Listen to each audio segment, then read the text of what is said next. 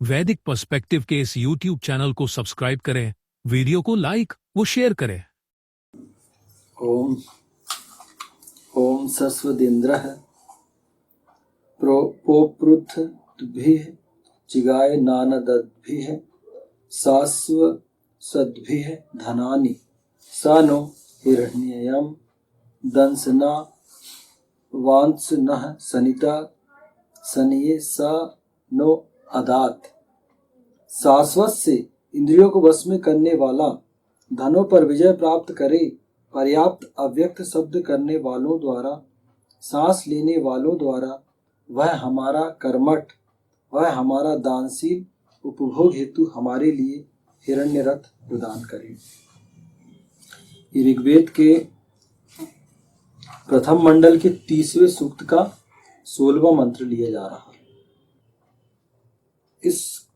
ये संपूर्ण सूक्त जो है 30वां सूक्त, इसके जो ऋषि हैं वो भगवान सुनह से बाजिर गति है, और इस मंत्र का जो दिव्य विषय है वो इंद्र अथवा इंद्रियों को वश में करने वाला है। और इस मंत्र का जो छंद है वो त्रिष्टुप है, और स्वर जो है वो षड्ज है इस मंत्र का। तो अब यहाँ बात हो रही है इस मंत्र का जो देवता है इंद्र तथा इंद्रियों को वश में करने वाला, तो बात स्वाभाविक रूप से है कि यहाँ इंद्र को संबोधित ईशान कर रहा है। तो वेद में ईशान संबोधन का बहुत महत्व है, क्योंकि ईशान कहता है कि पहले संबोधन देता है। अगर उसने इंद्र कहा है मतलब उस व्यक्ति के लिए कहा है कि पहले आपको इंद्र बनना है, तब ये कंडीशंस आप पर लागू होंगी, तब आप इसके फायदे ले पाओगे। तो पहले इसीलिए इसका दिव्य विषय जो है वो इंद्र है। हर मंत्र का कोई ना कोई दिव्य विषय होता है। तो शाश्वत से शाश्वत का तात्पर्य शाश्वत ज्ञान वेद से है। ईशान परम परमात्मा शाश्वत है, उसका ग्रंथ भी शाश्वत है। यहां कहा गया शाश्वत से, तो ये वेद में इसका जो मूल शब्द है वो है शाश्वत। शाश्वत मतलब शाश्वत का तात्पर्य शाश्वत ज्ञान वेद। तो ईशान का जो ज्ञान है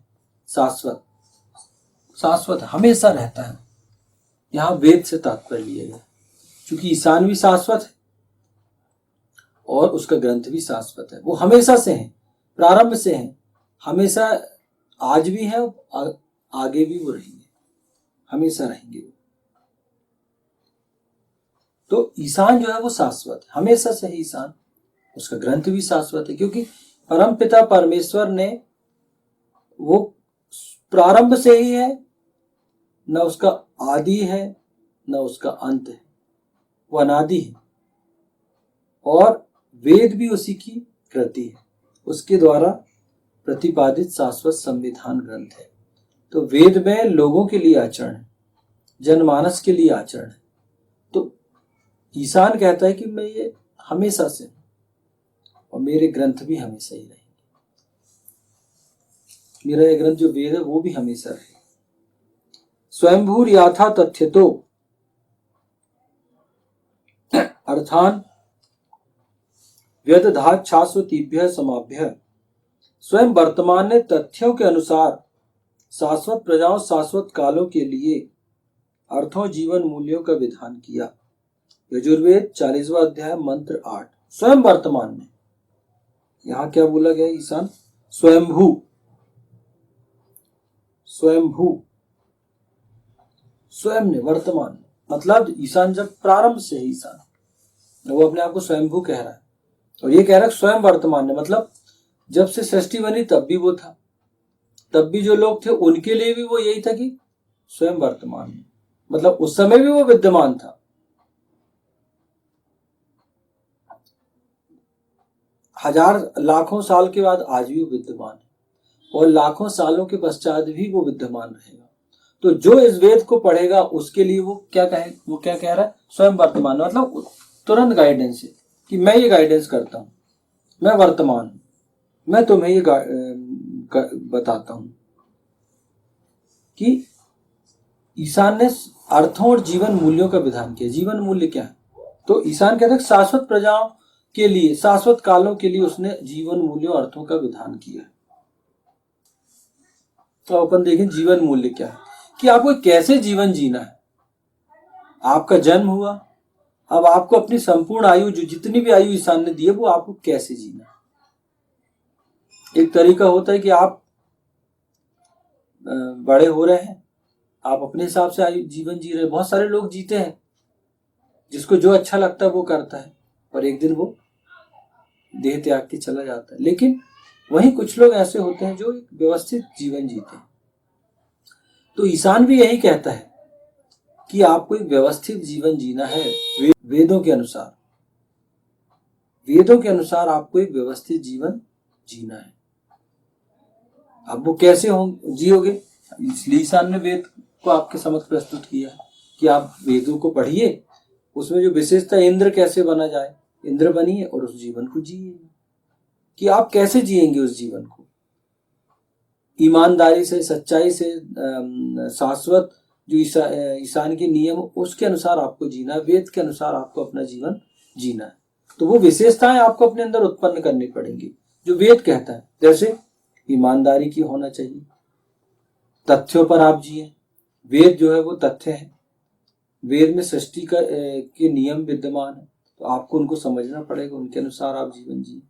या मोटे तौर पे हम कहें कि एक व्यक्ति को बहुत ही ईमानदारी से जीवन जीना है, सत्य मार्ग पर चलना है और सत्कर्म करना है, सत्क्रतु उसको बनना है। जैसे पिछले मंत्र में बात हुई थी, सैकड़ों सुंदर कर्म करने वाला व्यक्ति सत्क्रतु, वो कैसे जीवन जिए, उसको ईशान कहते कि आपको हमेशा सुंदर कर्म करते रहना है, सच्चे का सुंदर सत्य कर्म करते हुए आपको जीवन अपना जीना है। अब ये कैसे जिएगा व्यक्ति, तो मैंने पिछले मंत्रों में भी इसके विषय में बताया था।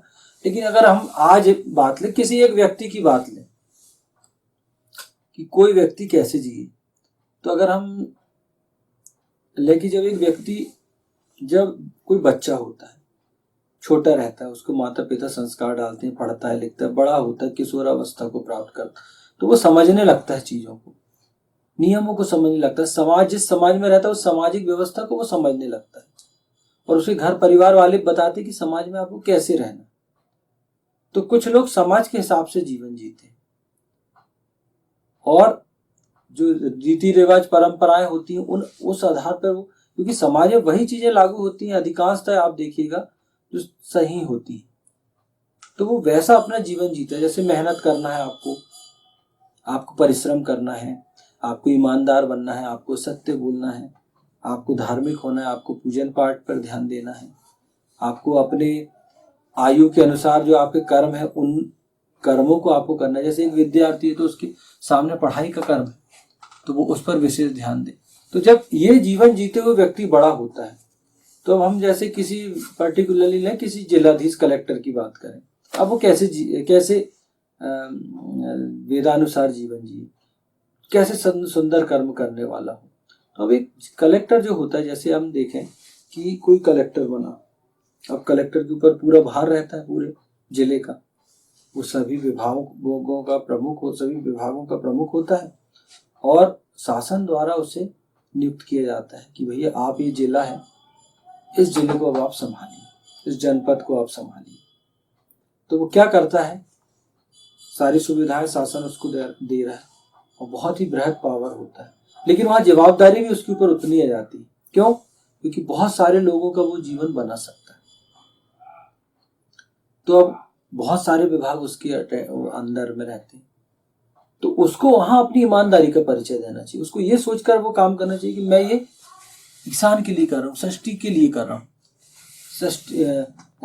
जो ईशान ने कहा है कि तथ्यों के अनुसार जीवन जीना, मैं उसके आधार पर ये काम कर रहा हूँ। वो क्या करेगा, वो सारी चीजों को ध्यान रखेगा, देखेगा उसके अंदर कितने चीजें आ रही हैं। जैसे कि पता चला कि शासन गरीबों के लिए मकान बना रहा है, बना के देता है गरीबों को, कि भैया वहां कोई भ्रष्टाचार ना हो, सामने से मॉनिटरिंग करें, अनाज का वितरण सही हो लोगों का।